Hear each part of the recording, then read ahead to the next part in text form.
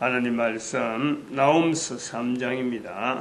나홈스 3장 1절에서 끝절까지 말씀 교독합니다. 1절 말씀 저 먼저 받들어 봉독드립니다. 화 있을진저 피성이여 그 속에서는 계율과 강포가 가득하며 넉달이 떠나지 아니하는도다.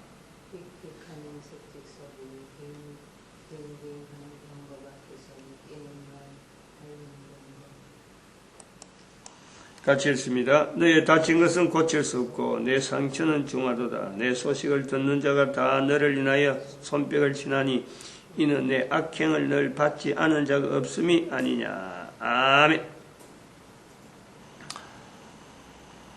화 있을진저 피성이여. 그러나 또 한편으로는 너를 위로할 자. 위로할 자에 대한 소망을 갖게 하기 위해서 피성이라고 지적하고 있는 이것이 성경의 근본적인 위치입니다. 성경의 내용은 인간 자체를 나쁘게 한 인간이라도 그래요. 한 국가 사회도 그렇고 잘못되라고 하는 것은 하나도 없어요. 잘못되어 있는 상황에서 잘되라고 왕과 제사장과 선지자라고 하는 어떤 형태를 우리가 설명할 수 있는 그런 기능 있는 자들을 성경에 반드시 두는 거죠. 왕, 제사장, 선지자 두고 있습니다. 그 왕, 제사장, 선지자의 기능이 지금 성경에 기록된 하나의 직분적인 모습이지만은 지금도 누구나 가능하다. 하나님의 기름 부으신 왕, 하나님의 기름 부으신 제사장, 하나님의 기름 부으신 선지자. 어떤 형태로 가능하냐? 성경을 하나님의 말씀이라고 분명히 인식하고 그 인식된 상태에서 내가 피성이었구나. 내가 하나님 앞에 대적의 자리에 있었구나. 라고 하는 사람에서부터 시작해서 그때서부터 왕이 될 수 있고 제사장이 될 수 있고 선지자가 될 수 있는 가능성이 있는 거예요. 가능성이지.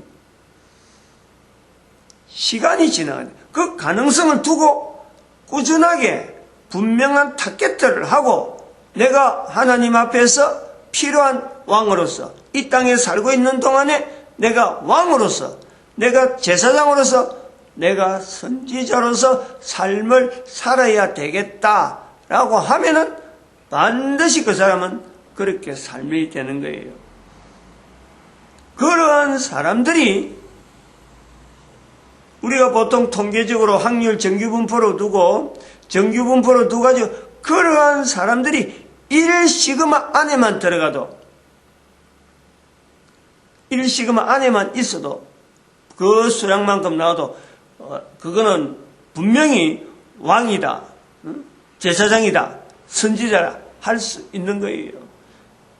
그러한 가능성으로 그 68%인가 64.5%인가 하여튼 제가 그 숫자에 대해서 내가 그 시그마 1시그만 좀 시그만 좀 그래 왔다 갔다 해요. 근데 거기서 4분의 1 1시그마 안에서 4분의 1이니까 한 20% 국민들 가운데 적어도 20% 25% 절반 전체를 절반 100%에서 적어도 25%만 돼도 4분의 1 같으면 15% 16% 정도 되네. 16% 20%도 안 되네. 1시그마의 4분의 1 20%도 안 돼도 말이죠. 그것은 바로 탄력을 받아 나간다는 거예요. 그런 왕들에 대한 되어진 자세,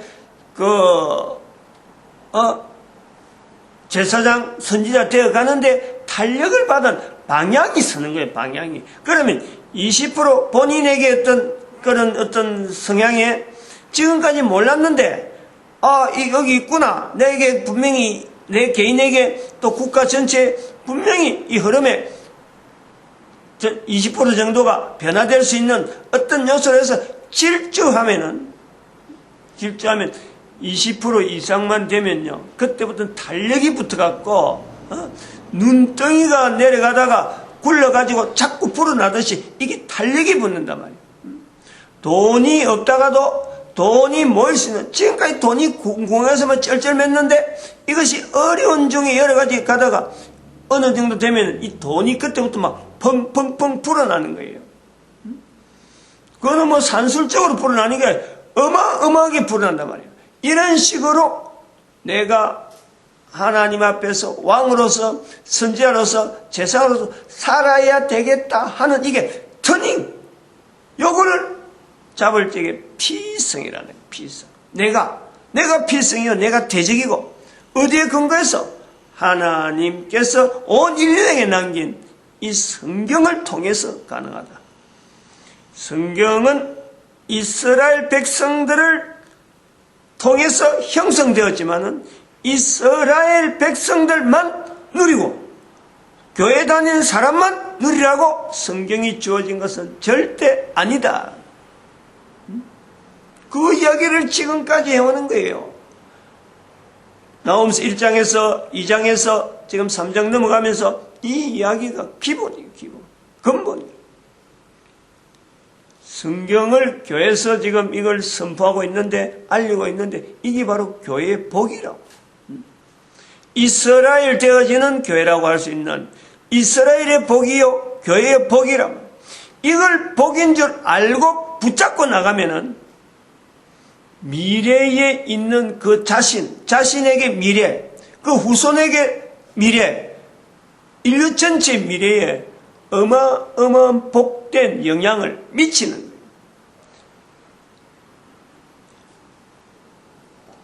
한국의 열방의 선지자로서의 어떤 장점이라 할까요?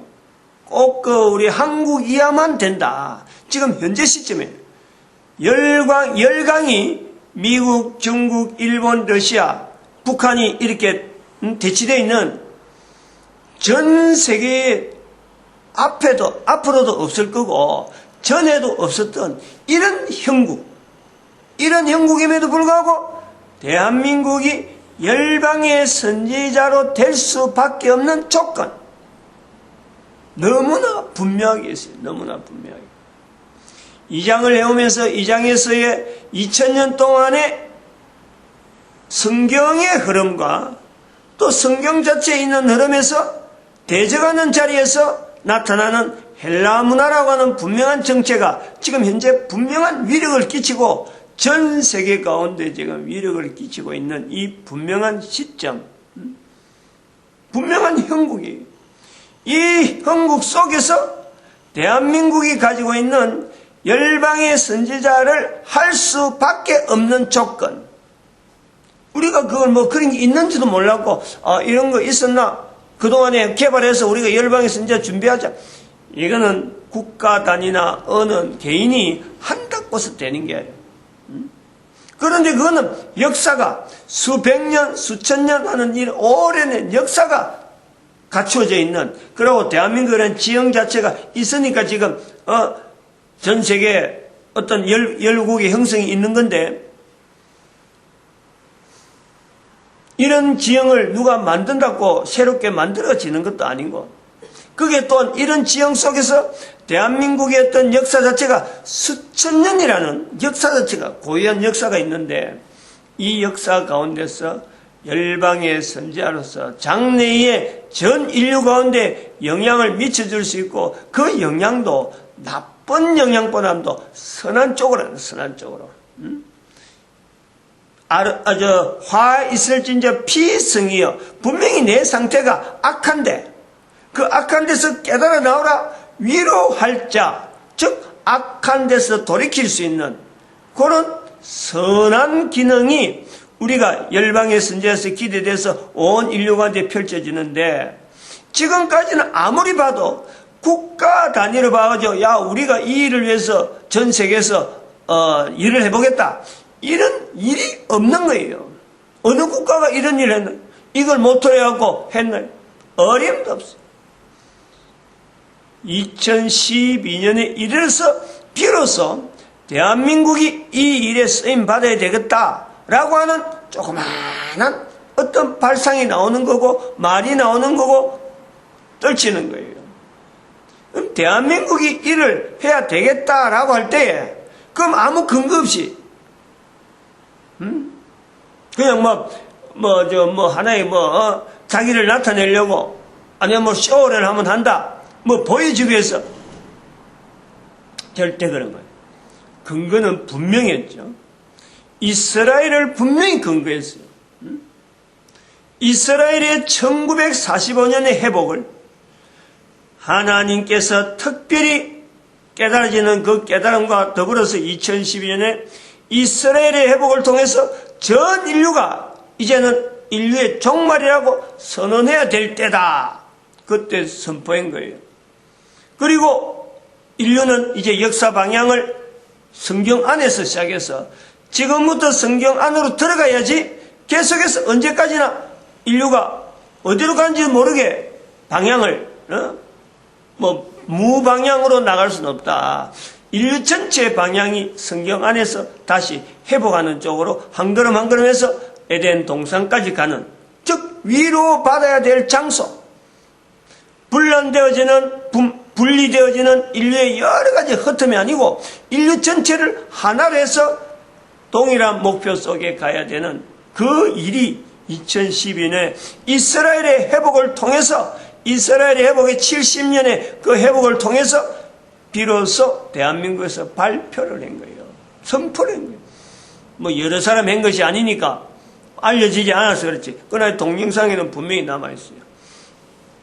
2012년에 있는 설교, 주일 설교를 보면요, 그 날짜가 있어요. 근데 제가 지금은 그런 날짜 언제인지 그런 거 찾아내고자 한 그런 것도 안 돼요. 그냥 있다. 보고, 그런 걸 보고 체크해서 하는 사람이 복이 있는 거예요.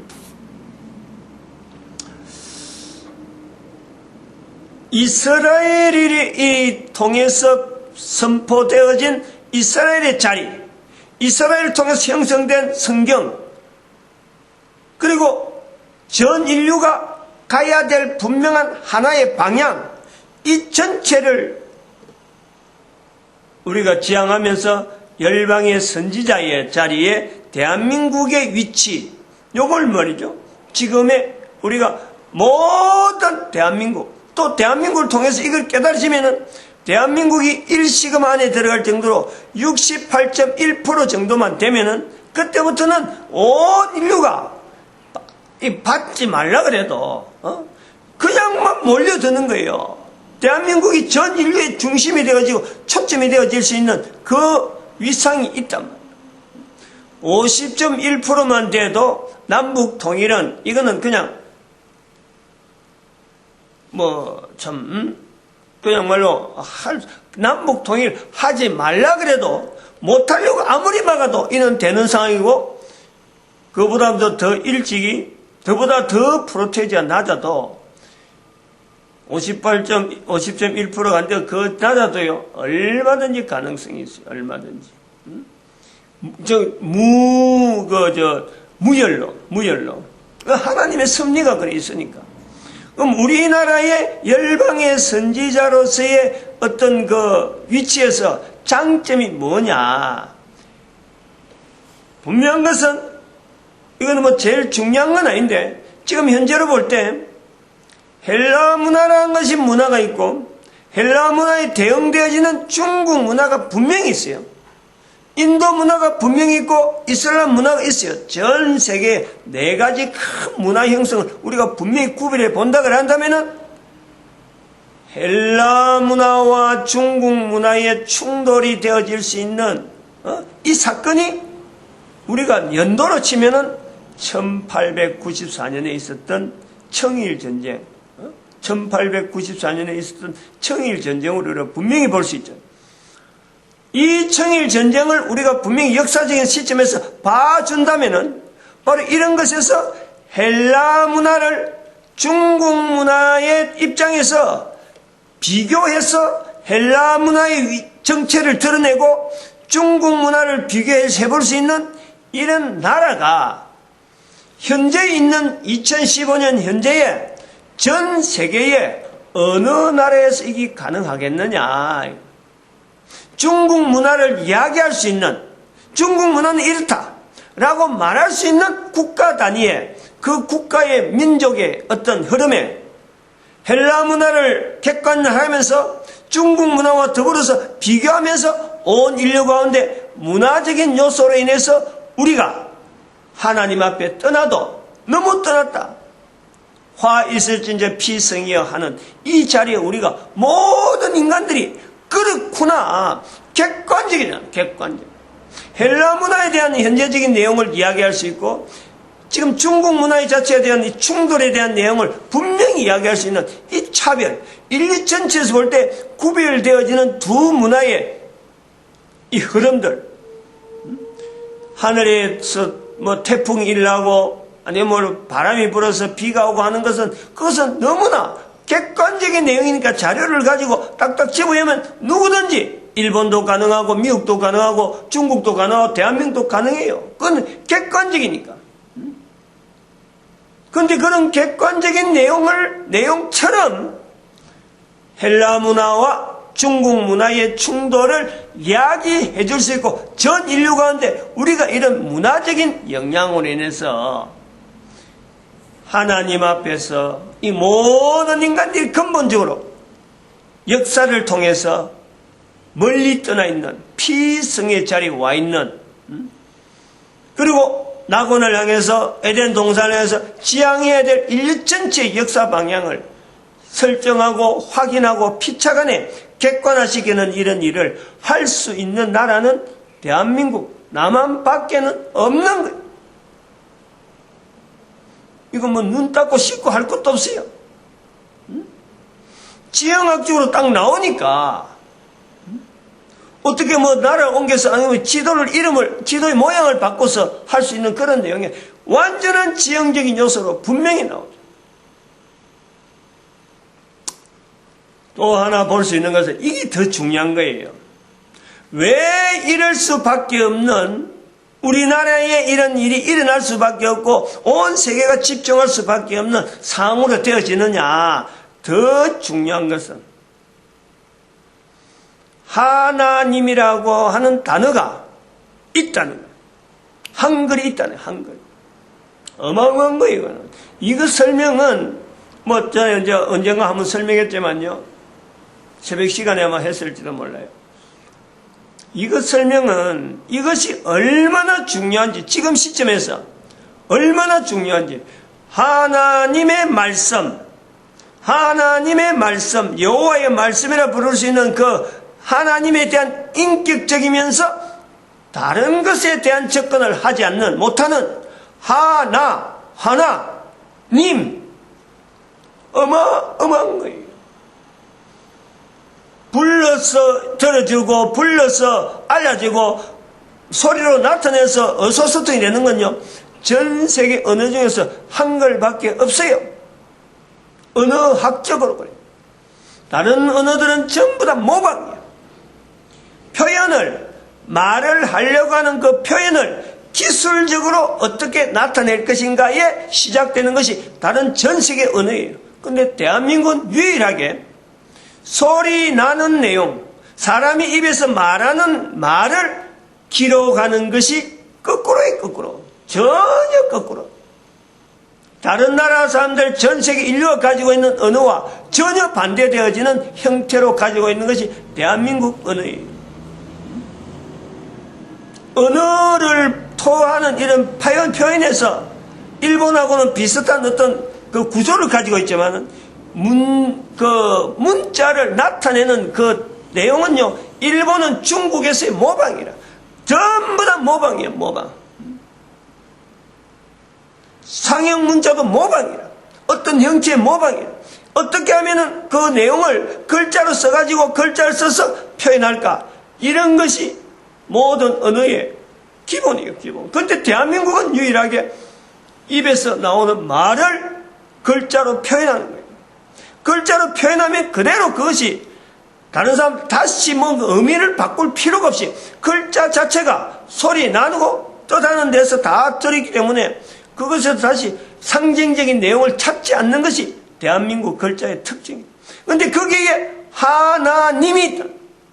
이거는 전 세계 언어를 하나로 할 수 있는, 뭐냐, 누구든지 말은 하기 때문에 표현하는 내용은 각자 문자가 다르더라도 말하는 것은 다 통일되어질 수 있기 때문에 모든 나라 언어가 한글화 되어질 수 있는 가능성을 가지고 있다. 그 중에 모든 사람들의 입에서 하나님에 대한 표현으로서 각 나라 가지고 있는 표현 방법이 다르게 되어 있는데 이걸 하나로 통일할 수 있다. 내가 지금 없는 이야기 하는 건 아니잖아요. 시간이 많이 지났으니까 하나만 더 합시다. 홍익인간. 여기 남아있고, 요거는 뭐 수천 년 동안 우리한테 내려온 거, 그 다음에 또 하나가 앞으로 해야 될 걸, 3장을 통해서 우리가 이걸 집중적으로 해야 될 내용 하나가 바로 앞으로 그럼 온 인류가 어떤 사회로 나아가야 되느냐, 이 모든 걸 표현하면서 각 나라가 지향해야 될 성경의 하나님 말씀에 의해서 각 나라가 지향해야 될 내용은 모든 나라의 11조 제도가 이것이 근간이 돼. 11조를 내는 그런 국가 형태를 위해서 나아가야 된다. 이것도 오늘 아침에 하는 거 아니에요? 그동안 쭉 이야기하던 내용을 지금 정리하는 거예요. 마칩시다. 기도드립니다. 할렐루야.